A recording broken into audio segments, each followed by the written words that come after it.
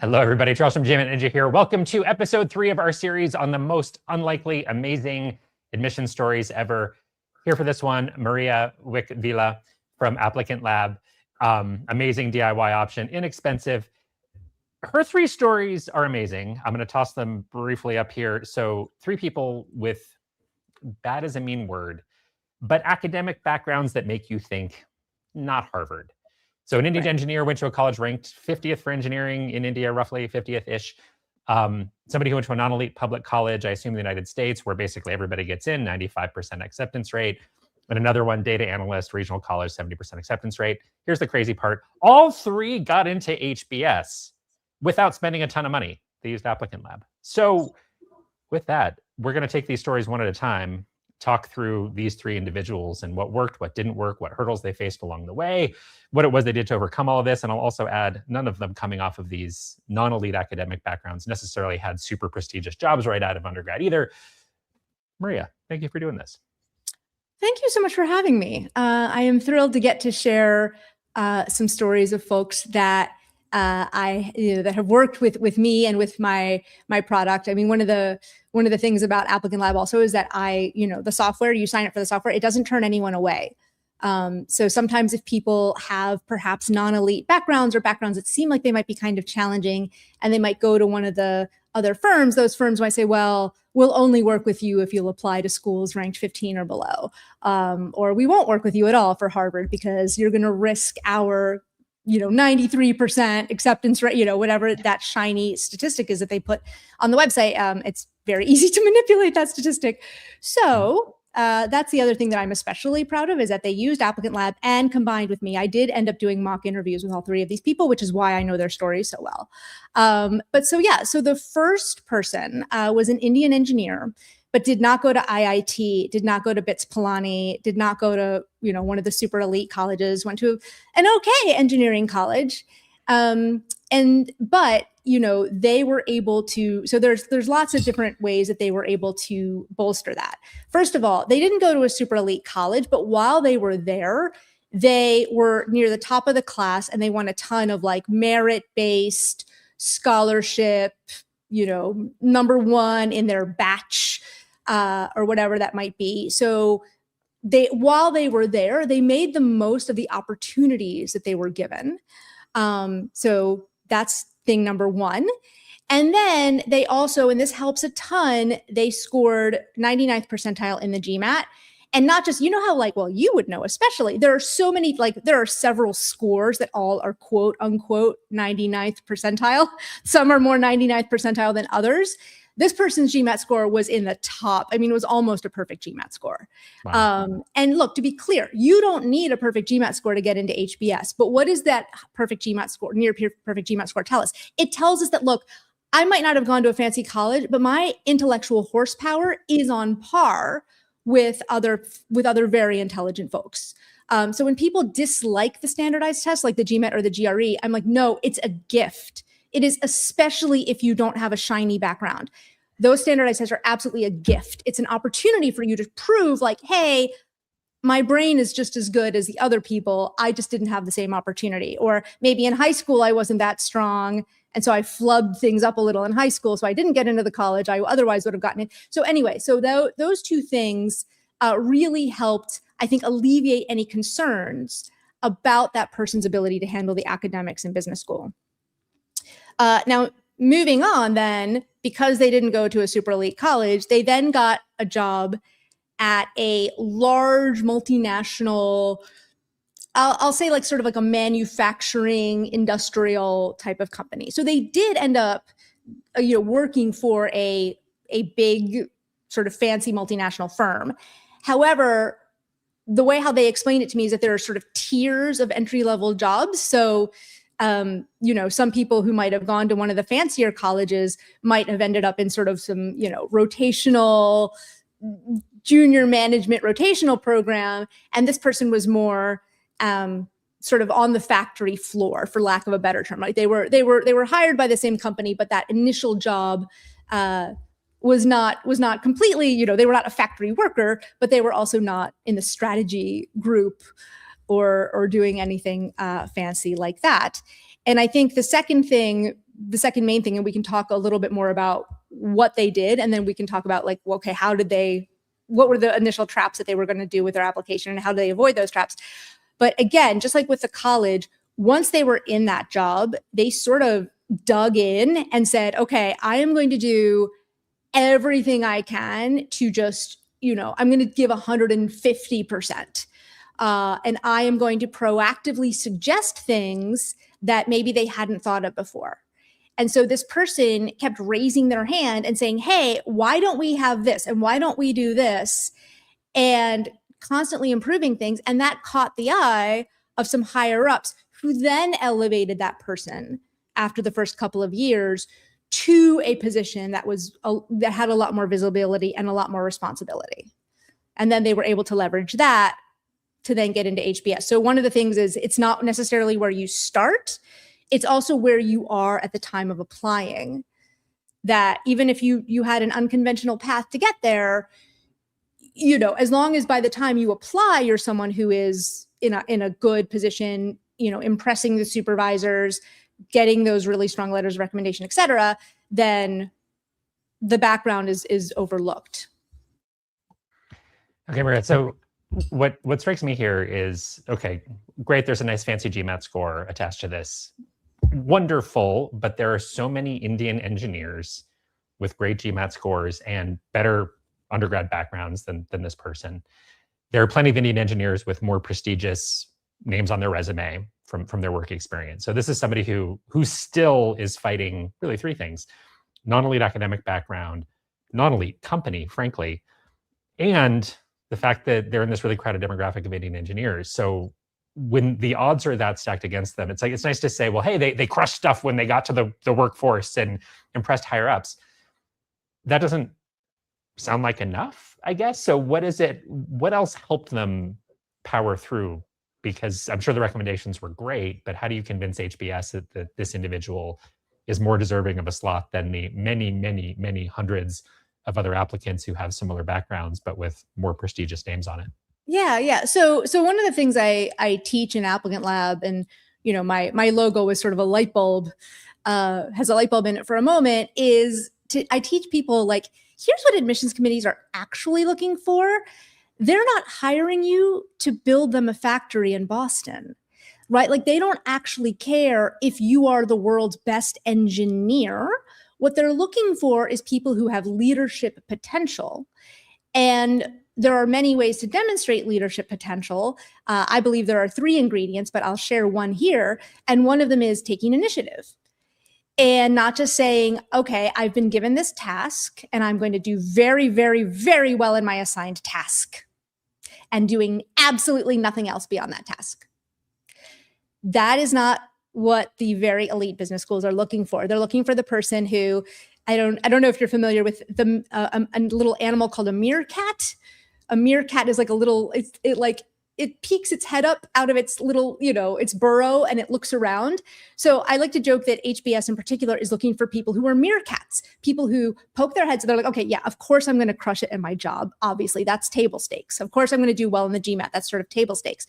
But what elevates this person above other people is that, first of all, they looked up out of their little burrow and were like, well, what else can I improve? And so they were constantly driving improvements that were not at all part of their job description. And that was what I think then elevated them. By the time they applied, they were in a position of significant responsibility. They were in a much more, they were managing other people. They were managing, I have the resume somewhere. I think they were managing a large P&L.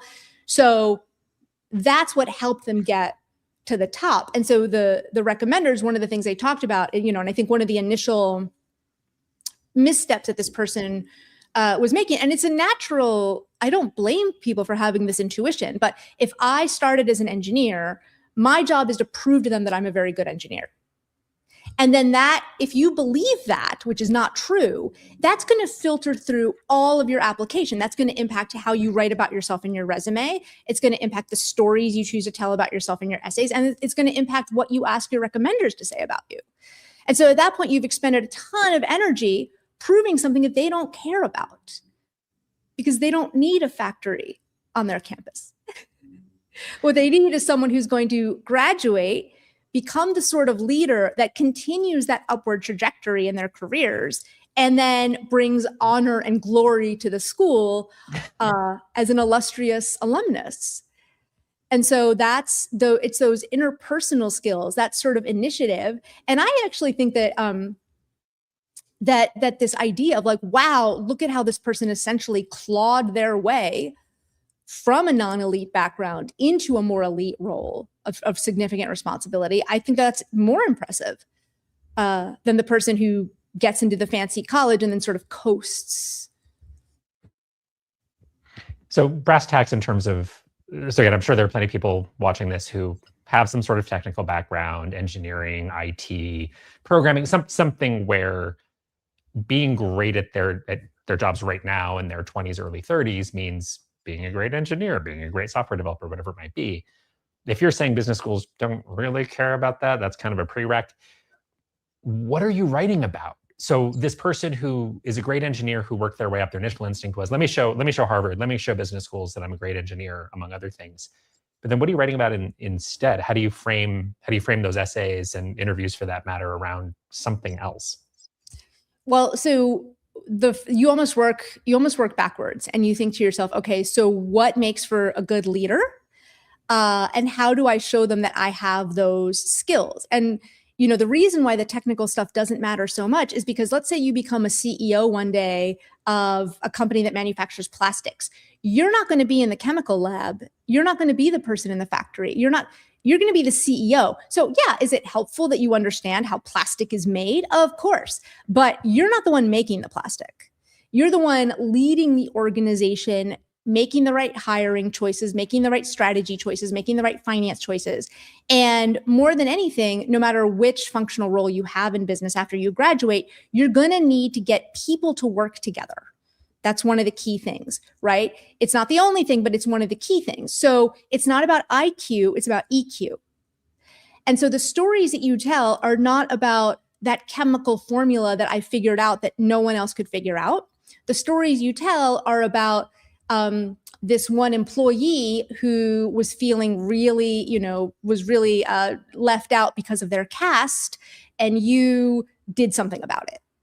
And you made sure that HR knew about whatever it is, right? I'm just sort of making it. So because those people skills, that's what you're going to need to really climb up the ladder and continue to get, it's not like, oh, you get the attention of senior management once in your mid-20s and then you never have to do that again.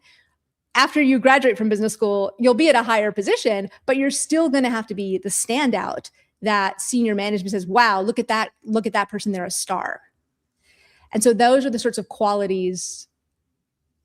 At the end of the day, that's what, how many people have you known who are absolute geniuses on paper, but they're impossible to work with? They're really hard to work for. They're impossible to work with. Or, one story I like to tell is I joined a startup right out of HBS, and the best engineer was put in charge of the engineers. And after 3 months, he was like, please demote me.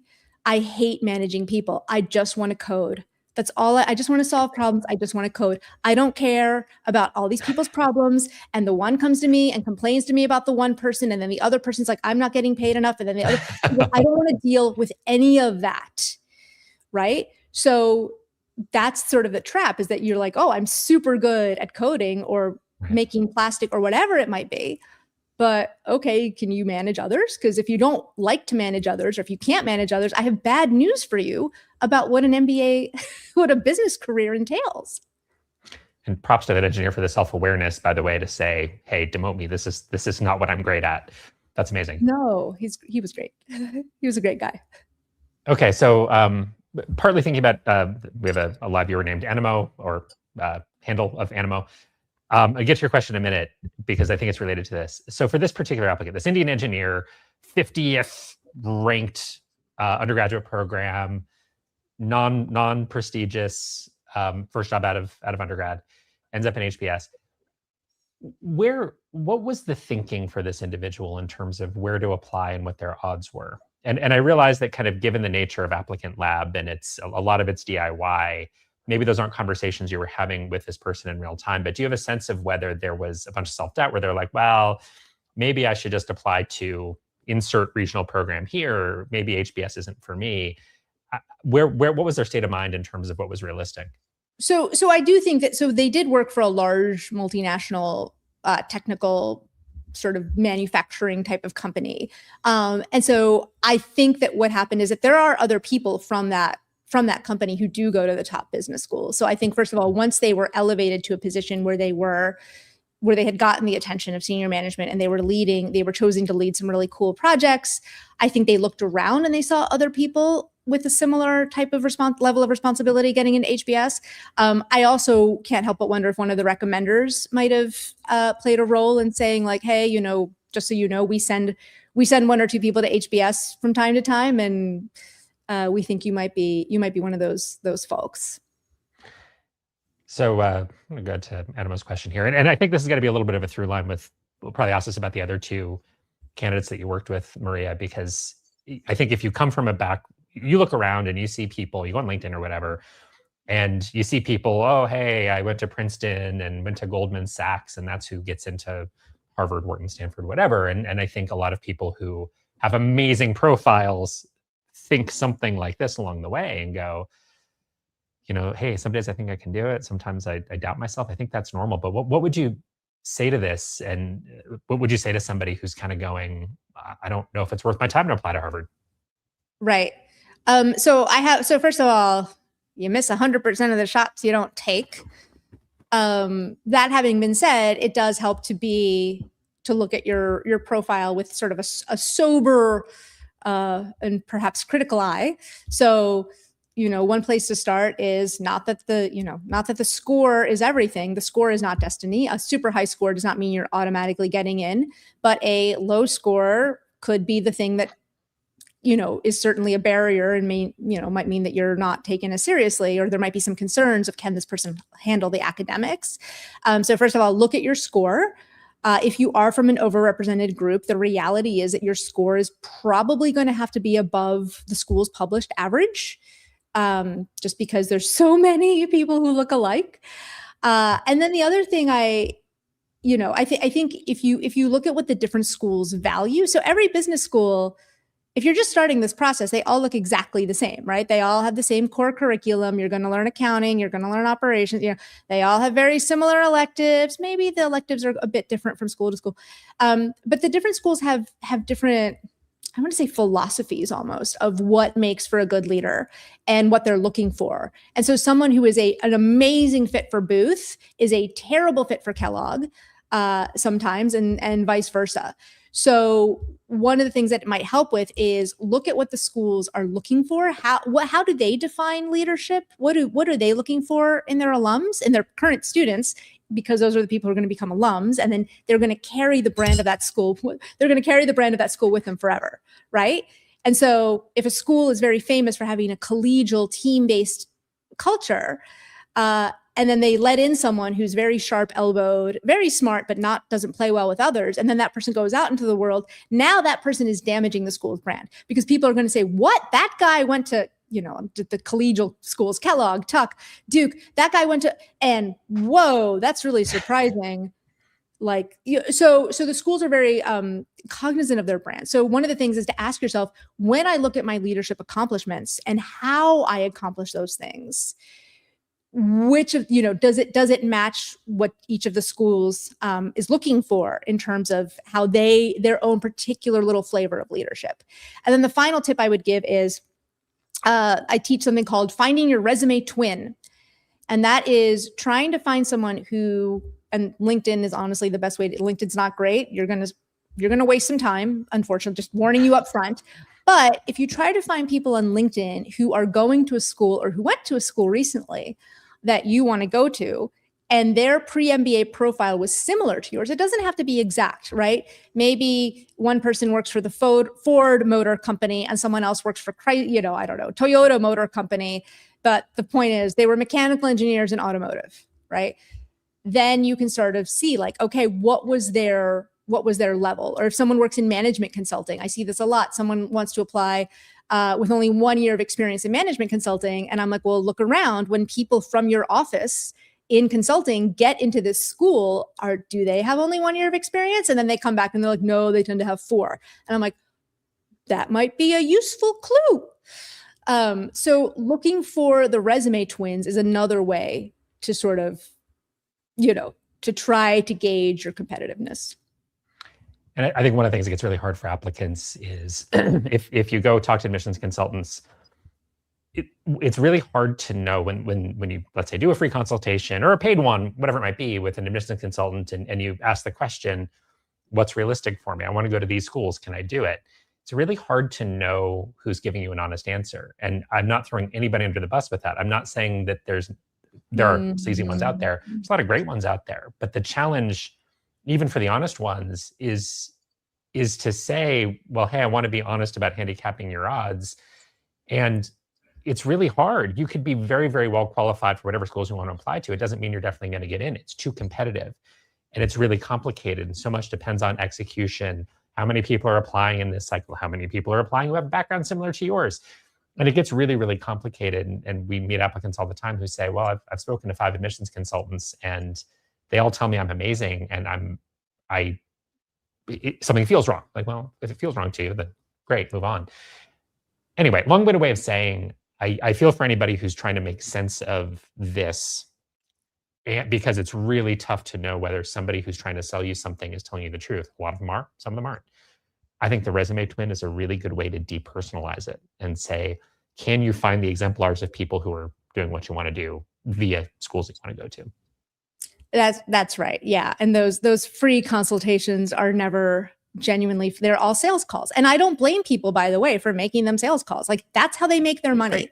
Yes. And so I have seen some consultants who, not all of them, to your point, like there are some who are more, have a bit more integrity, but some of them will either over promote you so that way your hopes get up and they're like, well, if you work with me, you're going to get into all of your schools. All you have to do is pay me $10,000. It's non-refundable and it's all due up front. Imagine that. Or some people will go that negative route of like, you don't even have a chance. I mean, maybe I'll agree to work with you, but whew, this is a tough case. Like, they sort of use that reverse psychology of like, maybe I'll agree to work with you. And then the third bucket of if they do say like, we really don't think you have a chance, and then they say, we're turning you away, realize that it's not necessarily because you don't have a chance. It's because you are more risky.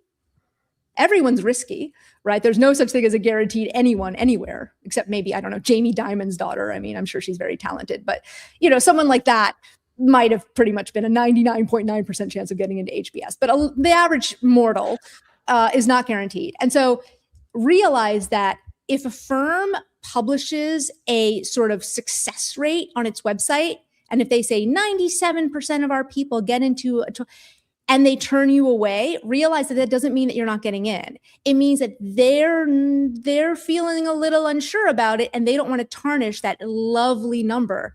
Again, that very easy to manipulate number on their marketing materials. So if you know that those are that they have different reasons for doing what they do, just go into it clear. You might get some good value out of some of those sessions, but go into it with clear eyes.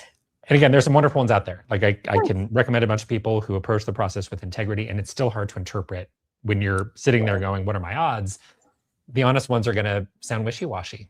And of course, that's because it is wishy-washy. Then you probably know that they're for real, because no one can say yes. This isn't like a broken arm where you say, we know exactly how to fix this broken arm. And I can tell you I can or cannot fix it. Which is why resume twin depersonalizes it. You see what's there, see yourself in that person. And if that helps you make sense of where you might fit in the MBA world, awesome. All right. Let's move on to candidate number 2. So this is somebody who went to a very non-elite public college. I'm guessing that was somebody in the United States. Well, actually, so this is someone who I think I called them like the international innovator. So they were from a country, they're from overseas. They are not, but when I say they're from overseas, I don't mean like Europe or the UK or France. They were from a sort of a country that is more of a developing nation. I'm not going to say which one because I don't want to dox these people, but they were not from India, but they were from a country that is a developing nation. Didn't have the money to go to a fancy school, went to a school that, basically accepts everyone, just sort of like a local place. But then once they were there, they were in the top 0.5% of the class. So it wasn't even like top 1%. They were the top 0.5%. They won all kinds of like top scholarships, like the #1 scholarship at the school. So, that's where you're like, okay, well, I'm not concerned about if I let this person in, are they going to struggle? And their GMAT was at sort of right about the average for the school, which because they were from an under-resourced nation, but not an overrepresented nation, it didn't matter quite so much. And also the language of their schooling was not English. And so the overall test score might not have been sky high, but also it was like the quant was pretty solid and that the weakness was more in the verbal. But their verbal was good enough to meet HBS's sort of TOEFL require, the sort of, they don't have an official cutoff, but they strongly recommend that you have certain English test fluency. So this person, because they didn't go to an elite school, they also did not get an elite employer. This person, they went to work for sort of a very niche, not a startup, a very niche company that was sort of doing a very niche area of software. And they went there and they were doing sort of software engineering. And then they parlayed that a couple years later to a startup now in their country. Now they chose that startup very well. It was risky. Any startup is risky, but it was not a gamble. Like this was a startup that was starting to attract attention of local VCs. It was founded by a local person who had had a lot of success in other endeavors. So first of all, they made a smart move by going to a startup that they had a pretty good idea that in the next 2 or 3 years was going to grow a lot. And that's true. But also, again, like with our other person, this person was hired on more of like a software engineering, product engineering type of role. And then again, started looking around and saying like, hey guys, why don't we have a thing that does this? And why don't we do this? And they're like, okay, we'll go build it. And started building it. And then eventually at the time of applying was like leading a sizable division of the company, had several direct reports and could say like, I helped optimize this thing that led to X amount of growth. And also that, the recommendation was from the CEO of the company and basically verifying. I know it can be tempting to say like, oh, I'm going to exaggerate in my application. They'll never know, but they will know because they have a recommender that they can contact and say, and I know this because my recommender was contacted when I applied to HBS. And they said, did Maria really do all these things? There's no way she did it. And my boss was like, nope, she did it. And then I got in. So, same thing with this guy, I think, again, took the opportunity that he was given and just grabbed it and ran with it and made the absolute most of it. And again, did not start off elite, but by the time they applied, wow, those accomplishments were pretty incredible. And I want to say that for both this person and the last person, again, once you realize that they're not looking for the best coder, they're looking for the person with the best ability to rally a team, to convince other people, et cetera. Both of them completely changed, I think, what they were going to write their essays about. They completely changed how you write your resume. The resume should not have any technical jargon. It should not, I PHP optimized the SQL database with a defragmentation protocol, like bleh. No one knows what that means. And if they knew even if they knew what it meant, they don't care because that's not what they're looking for. So again, like one of the benefits of going through ApplicantLab is I think they realize like, oh my gosh, my initial intuition for bragging about how I solved that math formula, that's not the sort of intellectual curiosity that HBS is looking for.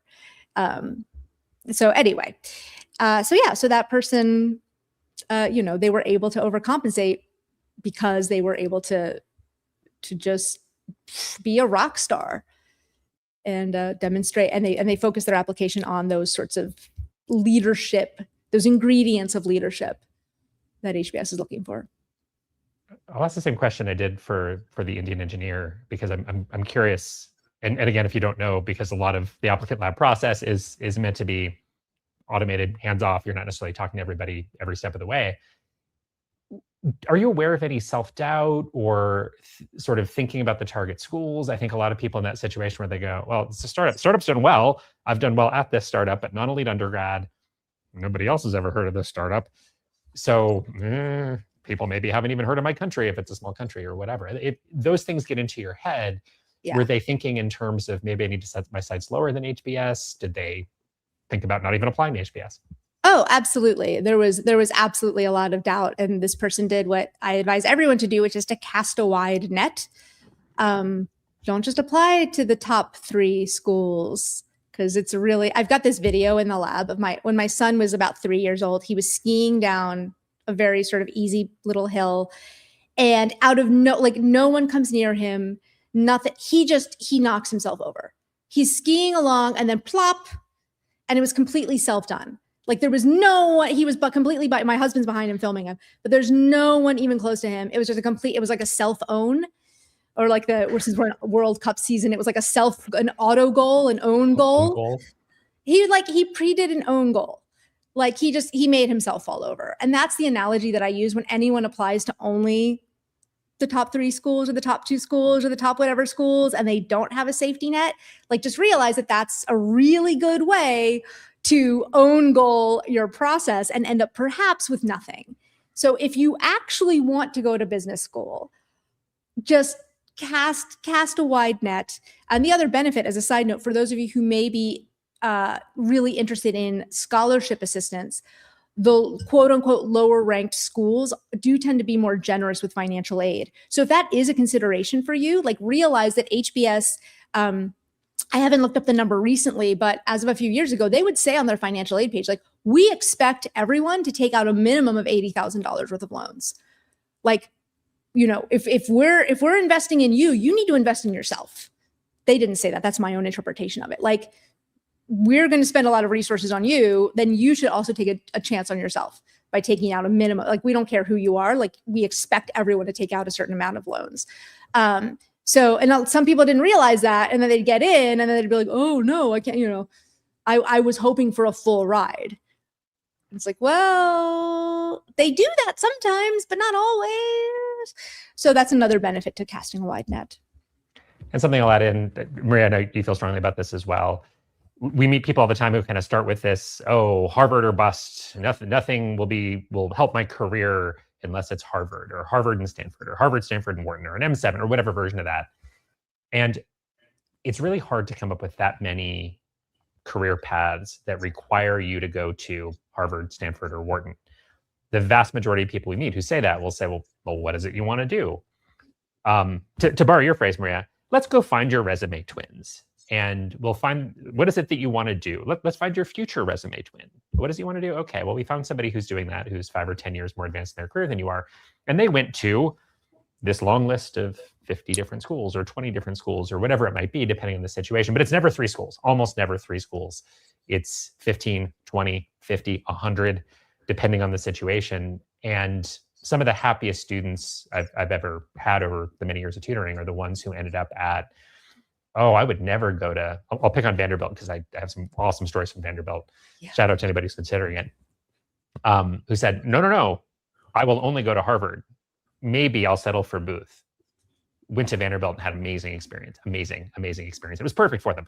So that happens a lot, which is another reason to cast the wide net. And a lot of people starting out just go, oh, but I need this. Well, why do you need Harvard, Stanford, or Wharton? What exactly is you want to do with it that it matters that much? Very rare. So Vanderbilt specifically, a lot of people don't realize this, but the global head of mergers and acquisitions at JP Morgan, went to Vanderbilt for both undergrad and MBA. Awesome. Like, they're one of the most senior people in one of the biggest and most elite banks in the world. And they did not go to Harvard, Stanford, or Wharton. They didn't go to an M7. They went to Vanderbilt. So like, this is a great, you don't have to. And as you look into how the recruiting pipelines work, sometimes geography matters a lot more than people think. So if someone is like, I'm desperate to work in Hollywood, so I'm applying to this school someplace that isn't Hollywood, I'm like, there is so much value to being in the city or in the geography for school. So, a school like UCLA Anderson might not be #1 in the overall rankings, but if you want to work in the entertainment industry, it's probably one of the best schools in the world. It certainly holds its weight suddenly in entertainment up against the Harvards and the Columbias and the Whartons. So just do some research on the career front as well. Realize that, for example, when it comes to management consulting, they choose the person, they don't choose the school. So when it's you doing that management consulting interview, doing the case interview, somebody going to Harvard or Stanford who flubs that case is not going to get the job, and someone who goes to a Vanderbilt or another school like might be not as fancy, but who just wows them in the interview process is going to get that job at McKinsey or Bain or wherever. So again, research also those outcomes that you're interested in. Maybe even reach out to the student clubs at those schools and say, hey, consulting club, hey, banking club, hey, tech club, I want to work at this kind of place after I graduate. How are people doing? What's the recruiting landscape look like? So this is fun. We have Maria, the Harvard graduate. I graduated from Stanford, and we're sitting here telling you, so undergrad for me, Harvard Business School for Maria. We're telling you, yeah, there are a lot of places that might be better for you than Harvard or Stanford. Okay, got a question from somebody watching. Insight for an Indian military applicant, and I think this is interesting because it's could be Indian military or some other military potentially, but one of those things that often isn't seen as prestigious. It can be, it depends on the country, depends on the setting, depends on what role you have in the military. But thoughts on that and how to approach the application process and what's realistic? Yeah, I do think that Indian military is a tougher background because, when the schools say we're really devoted to veterans, it's mostly US veterans, right? They're looking after their own domestic veterans. There are also programs to help veterans apply, to help veterans, pay for the degree. And so the Indian military applicants, some of the challenges, I think, and then again, this is where finding that resume twin is super useful. Try to see okay, once people from the Indian military if they get their MBA in the US, how successful are they at getting those post-MBA jobs? And how, I'm not sure. I feel like when I've encountered Indian military applicants, their time in the military tends to be longer. So I feel like sometimes I'm encountering them when they're already in their early 30s, mid 30s, maybe the duration of time is more versus someone who say went to the Naval Academy or the Air Force Academy in the US. And then they have that sort of, I think it's a 6-year commitment, but then they're applying at that 6th year. So they might be a smidge older than the average, but they're within the right age group. I think the Indian military applicants tend to be a little bit older. And I also think that sometimes, it's hard to be an innovator in the military, right? The military, by definition, part of why it works is that it gets everyone literally marching in lockstep. However, if you have been that way, if you have been someone who's been able to innovate within those confines, those people really stand out. I do think that there's a concern around employability after graduation. If someone is on the older side, are they going to get the student loans to begin with? Things like that. I think there's all these little things in the back of admissions officers' heads when they try to project into the future. So that's why it's so important to find a resume twin, because that way in your application, you can say, I spoke to 3 other people who were also in the Indian military who all went to your business school. And look, they succeeded and they had a great time. So because that helps allay those concerns of, is this person going to get hired at the end at a salary level that is going to allow them to pay back the frankly enormous student debt that they're going to have to take out. All right, before we get into candidate number 3, so our domestic data analyst does not sound like a super sexy job title, non-elite undergrad. Before we get into them, they got on Harvard. One more question for Anna that I think is worth addressing. If anyone's watching this live or soon after we release this, round 1's coming. How do you think about splitting up applications? Do you split them across round 1, round 2? How do you think about all of that stuff? Okay, so first of all, so the deadlines, so Sloan actually has the latest deadline usually. I actually haven't looked it up because I think they just announced it like recently, but traditionally Sloan has always been a week or two after everyone else. They do have one of the most complicated applications, so I'm not saying to wait until you're done with everyone else, but so start by looking at the deadlines, number one. And then in terms of like safe schools versus reach schools, my advice is apply to your reach dream schools first in round 1, no matter what, or as early as you can, because here's what sometimes people do. Sorry, I've been drinking my water. I keep banging my metal straw and it's making a clanging noise. Okay, they'll apply to I'll apply to some safe schools in round 1. And then if it goes well, that's when I'll be like, okay, I'll apply to my fancier schools.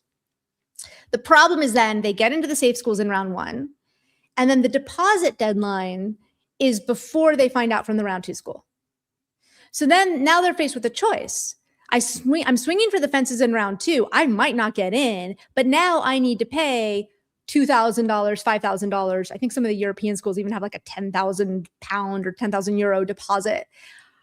And what do I do? Right? Because if I don't pay the deposit, I lose my place and I might end up with nothing. So be aware of the fact that if you get into a round 1 school, that round 1 deposit is almost always before you find out you're round 2. I have, as a I'm not a conspiracy theorist, but one might think that maybe it's on purpose because the round 1 schools realize that you might have other options in round 2. And so they're like, well, let me get some, I might lose them to someone else, but let me see if I can get a little moolah out of them. And then deciding safe schools, again, it's like one place to start is look at the average test scores. The safer schools, I have this concept that I teach called the ADCOM hierarchy of needs. And so it's got like academics at the bottom and then leadership is at the very pinnacle of this triangle, of this sort of hierarchical triangle. As you work your way up the triangle, at the very top is leadership.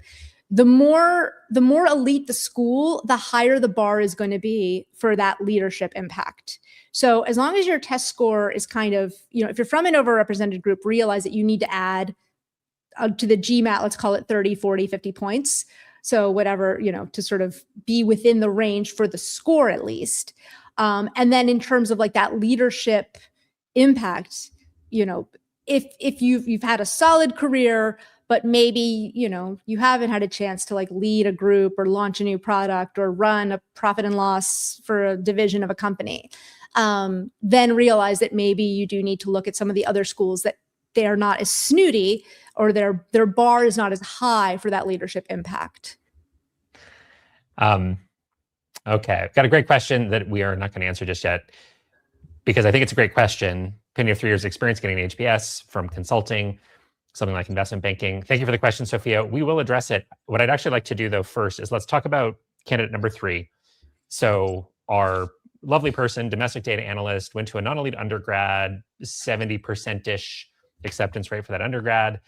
And then I think in the context of what Maria's going to say, and by the way, I'm not sure exactly what Maria's going to say here, let's come back to kind of comparing that applicant a little bit to, if you come from something like, McKinsey, BCG, Bain, maybe a investment bank, you have 3 years of experience. Well, how does that compare? How are schools going to see that versus this person from a non-elite background? So we'll circle back to your question, Sophia, and thank you for asking it. All right, Maria, candidate number 3. Yes. So candidate number 3, again, you're going to start hearing the same.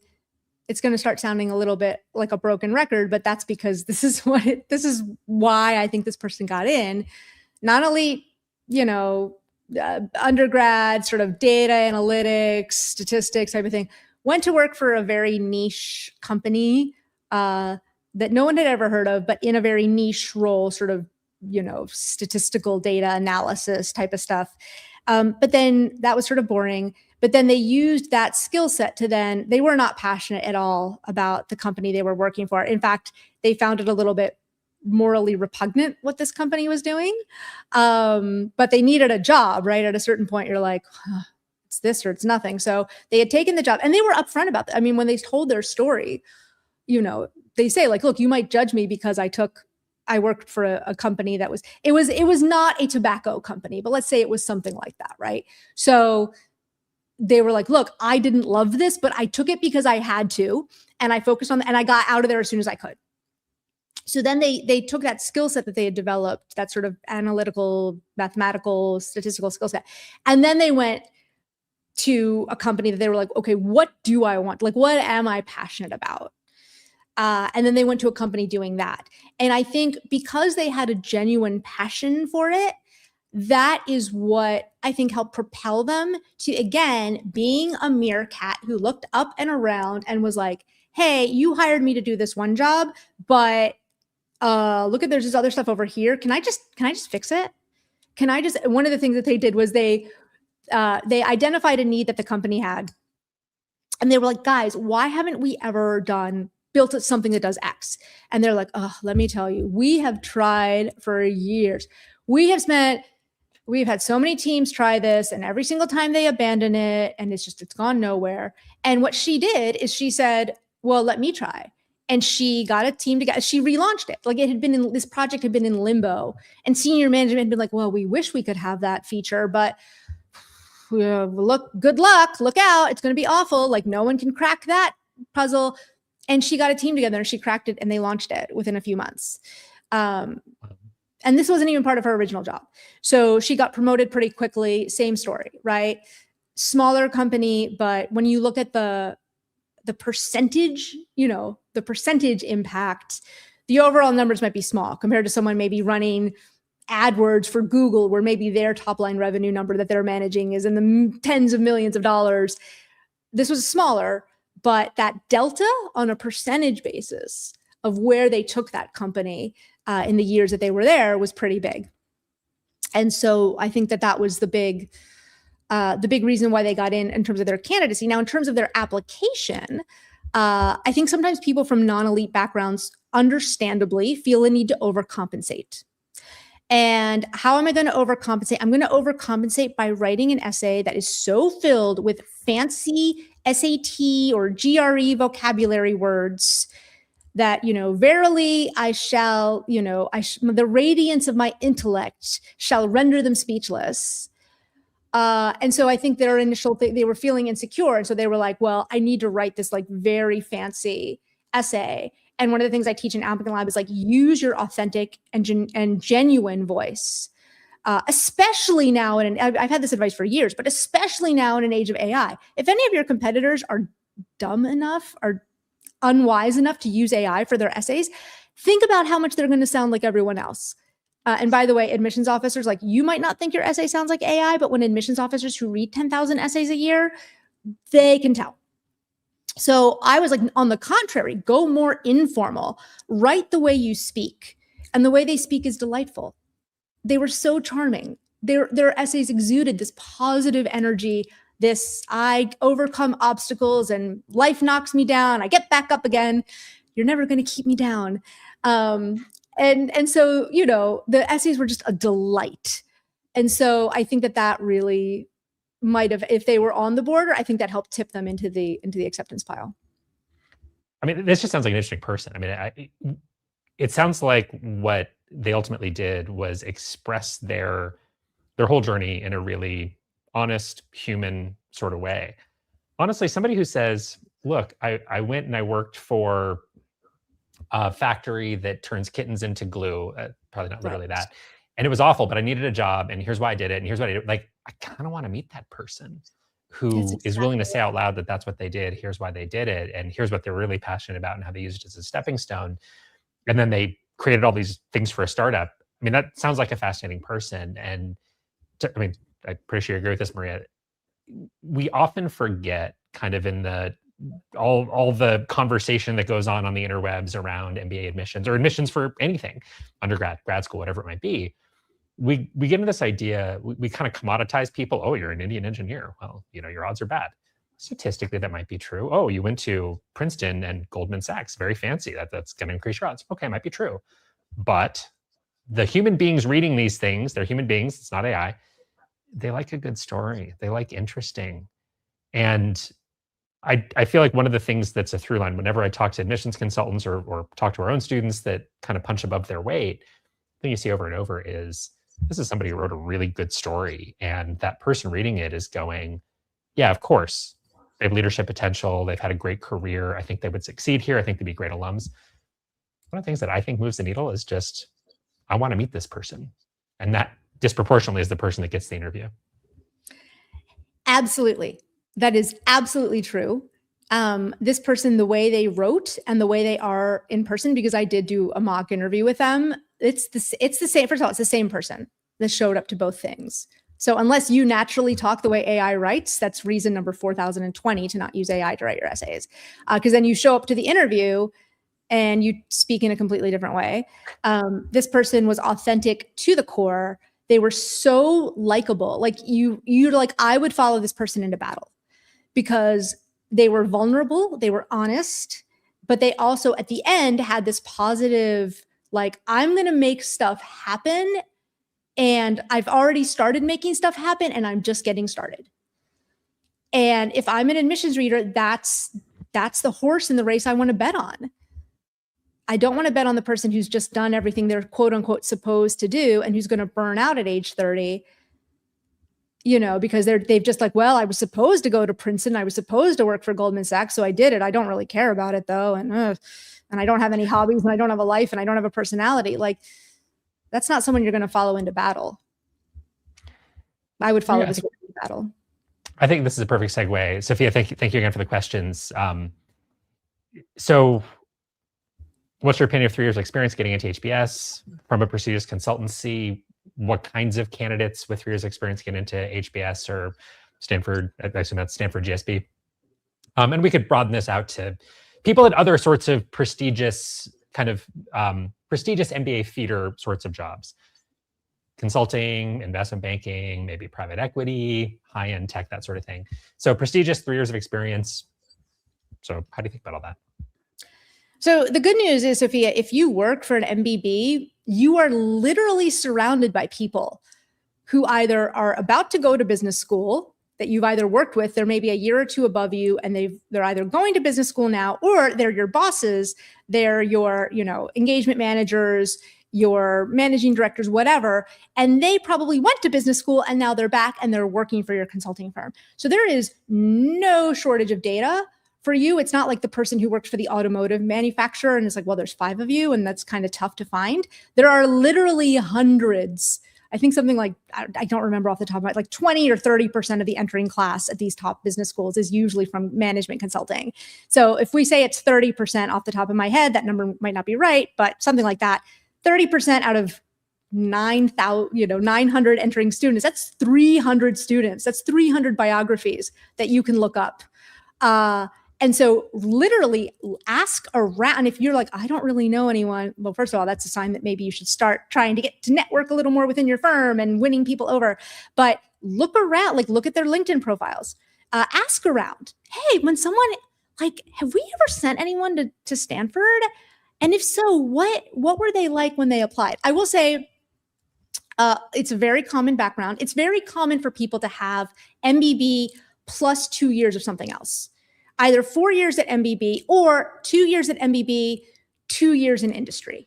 That does tend to be the most common path that I see. So just realize that if somebody applies at the 2-year mark or the 3-year mark, and their competitors in the consulting bucket are applying with 4 years, but within those 4 years, they went to work for, a company that hired, like they had a client, the client loved them, the client hired them. While they've been at the client, they've been doing amazing stuff. I know Bain in particular does a lot of secondments. So Bain will actually, I believe, allow you to go take 6 months and work at for a client directly, not in a consulting capacity. So like, honestly, look around and realize that within your bucket, that's who you're going to be judged against. So it tends to be the people, who, it depends on what the rating system is within your cohort. But like some consulting firms give you like 1 ratings, like a rating of 1 all across the board. So how you stand out is you have to be at the very tippy top of your cohort. Usually what I've seen work is like a very high level person will say something like, I'm the partner for this office and I always ask for Sophia to join my projects. because I know Sophia has stood out, or you get an early promotion, or like just think about what that narrative is going to be. You're not applying in a vacuum just by yourself.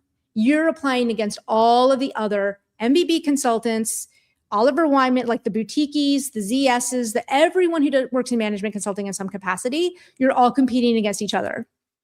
And so just kind of think about, what is my narrative going to be? And if my office has a history, like pretty much every year we send 2 people, I'm in the Cleveland office of BCG, and every year we send 2 people to Harvard. Find out who those 2 people are. Look at what they did. Who wrote their recommendation? What projects did they work on? But it's usually, unsurprisingly, I promise I'm not just obsessed with Meerkat. It's the person who's, even though they're at an MBB, they raise their hand, they poke their heads out, and they're like, well, what else can I help with? I'm working on my client site, but also I've noticed that our recruiting pipeline needs to be fixed. Also, I've noticed that we have this internal tool that is so old and it doesn't work.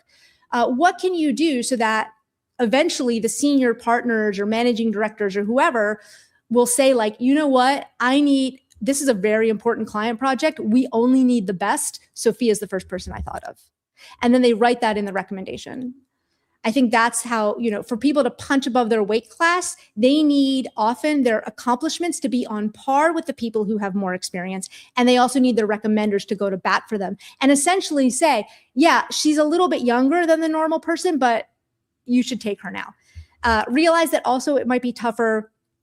Even if all of that happens, these schools know that you'll be back. They know that you'll be back. They know that if they don't let you in this year, they know that they're going to see you next year, probably. So there's also no urgency on their side to accept you because, why? If I don't have to do it now and I'm not going to see you later. And then the final thing to think about for younger candidates, regardless of their background, is, if you're sponsored by your firm, then that helps a lot too, because that's a good sort of, check of approval. But for people who may not be sponsored from a firm, realize that also they're thinking about the employers who come to campus.